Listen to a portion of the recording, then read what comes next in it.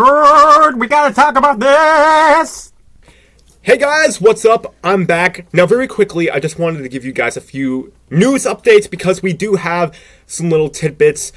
Apparently, Jake Gyllenhaal, who plays the role of Mysterio in Spider-Man Far From Home, has been approached about playing the role of an alternate reality Reed Richards.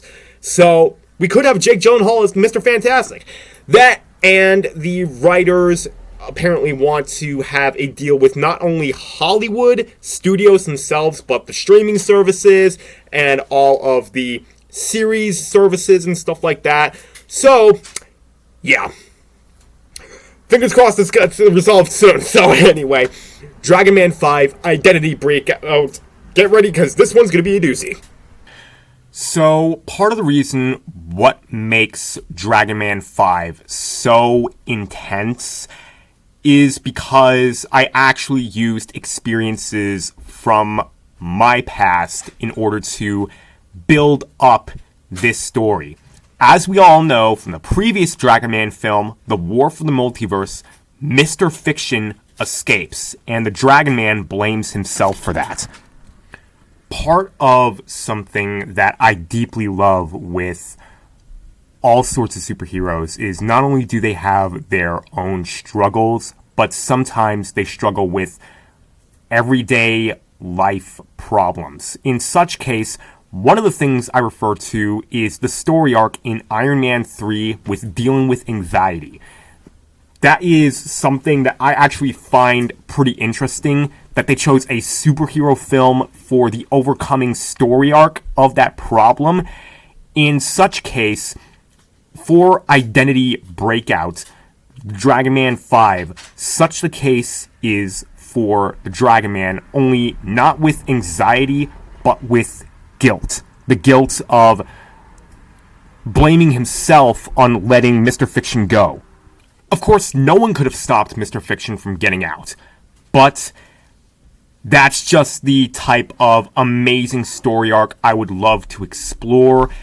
It's just sometimes when you feel like something is your fault, sometimes it just needs to be let in the past, especially after it wasn't even your fault. That's just something amazingly that I want to explore in this story, or at least would want to if this film ever was impossibly made. Well, I mean, I shouldn't say impossibly. I mean, like, I can still dream. I mean, who knows? Maybe someone will just randomly see these videos and hey, who knows? Hey, if you guys want to, contact Marvel Studios. Hook me up as a writer. I don't know. No, I don't care. I'm just joking about it. I mean, that would be pretty cool, but I don't know. And Mr. Fiction in Identity Breakout is not alone. He actually revives Supercon and breaks out of prison both Starfire and the Shadow Lord. So all of the villains from the previous Dragon Man films come back into one film.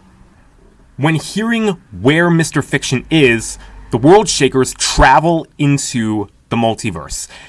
And while they are traveling through parallel realities, they are ambushed and separated throughout the multiverse. So sections and members of the World Shakers go out on their own adventures to try to regroup.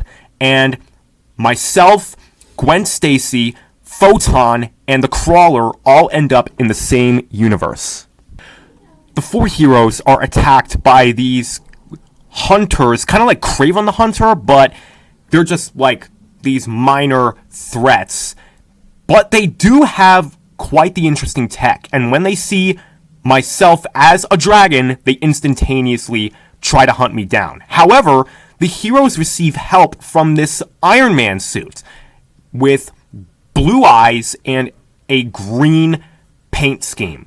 And after the hunters are defeated, the Iron Man suit asks who we are and where we came from. And when I mention that I am Josiah Ryan, the Iron Man suit says that that's impossible.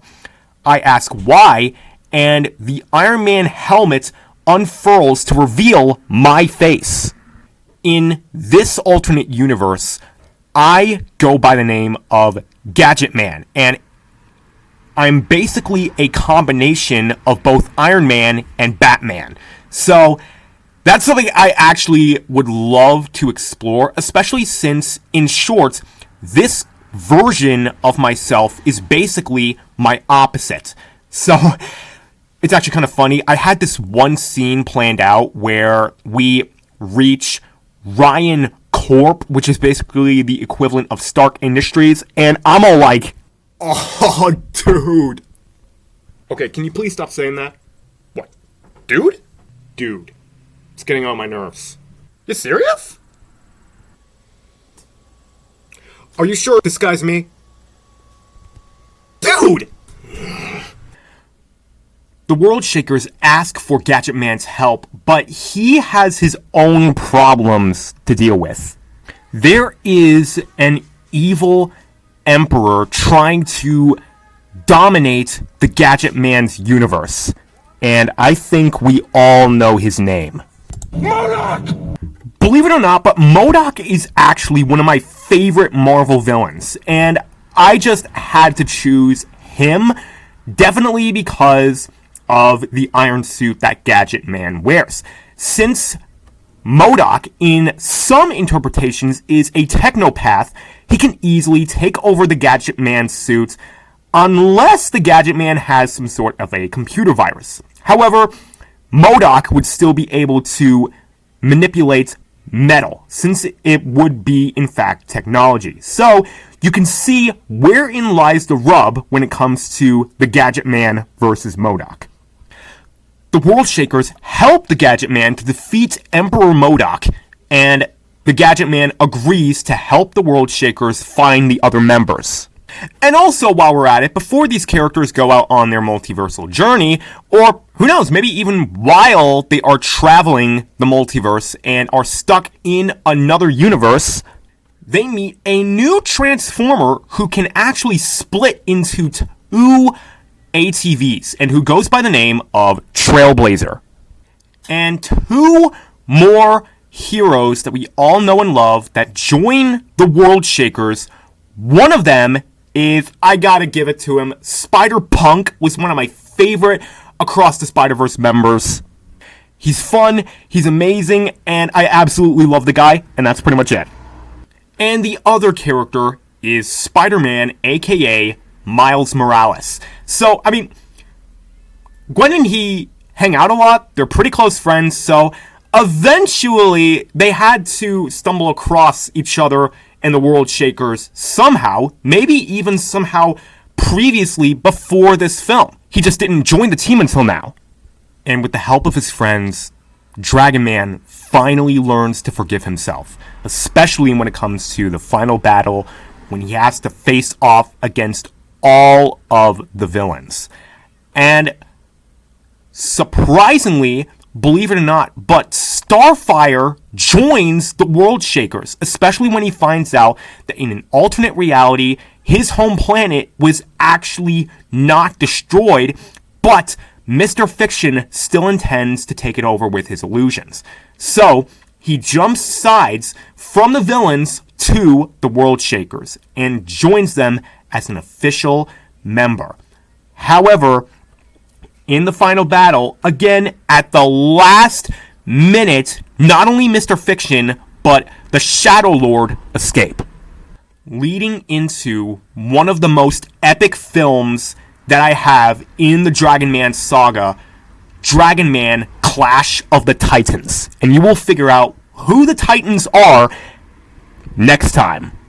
So thank you guys for watching. I hope you guys had a marvelous time watching this story, and I hope you guys enjoy the next 3, actually. I just remembered that there are 3 more, so, with all that done, make sure to like this video if you are a fan of the Dragon Man and are ready to hear more stories of his adventures, and like this video, share, subscribe, all those amazing stuff. Make sure to comment any questions you have down below if you desire. And with all that said and done, respect to all you guys out there. Peace out.